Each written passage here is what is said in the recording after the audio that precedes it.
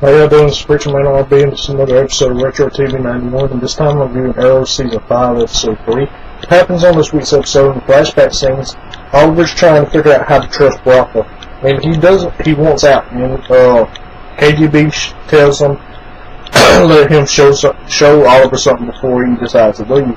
So KGB goes to this woman, and he shows them a picture of one of the guys that were murdered, and this guy that was murdered that was trying to get into Bronco was the killer of her son. So her son's killer has been killed, and the Bronco did that for that family.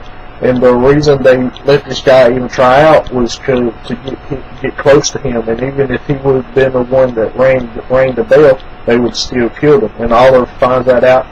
And at the end of the flashback scenes, Oliver gets one of his scars, and each member of the Bronco takes a knife and cuts a slice in his shoulder in the same spot. And that signifies something, but I don't know what it signifies. That's all that happens on the flashback scene.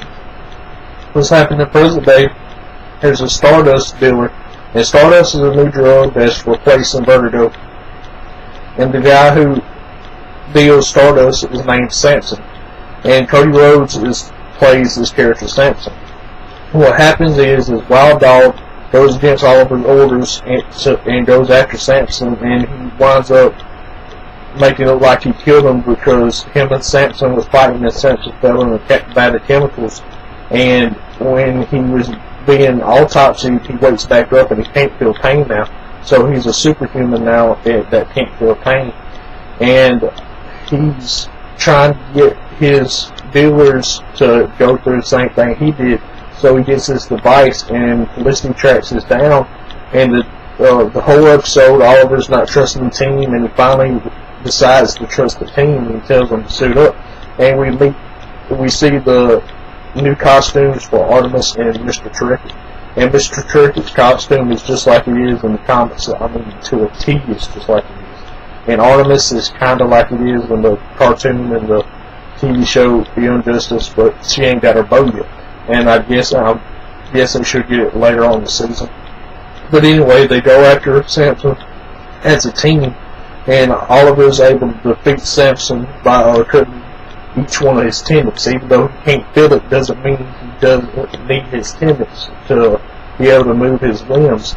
And he's able to be arrested and apprehended, and Oliver tells them that they're officially part of the team. And at the end of the episode, he has this conference where, because Thea messed up, Thea hired Quentin even though Oliver didn't know about it, and this reporter's been slandering Oliver.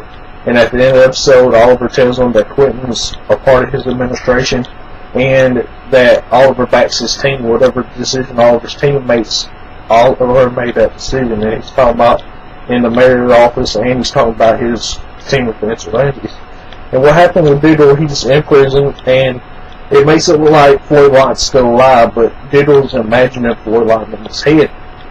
And they're talking, and Diddle tells him how he killed his brother, and Floyd says, "You gave me all that grief about killing your brother, and you wound up killing your brother," and that was Diddle's self-conscious, putting that in his head. And Lila has been trying to find some stuff to be able to get him out, and then at the end of the episode, she comes to Oliver telling him that she wants him to break Diddle out of prison. And we get some previews of the next episode, and all of his team's trying to stop him from doing this. So my question for y'all is, why do y'all think all of the team wants to stop him from breaking Diddle out of jail? As always, it's Pushing That RB signing out. That's Reeves is awesome. This is another episode of Retro TV 91. See y'all next time.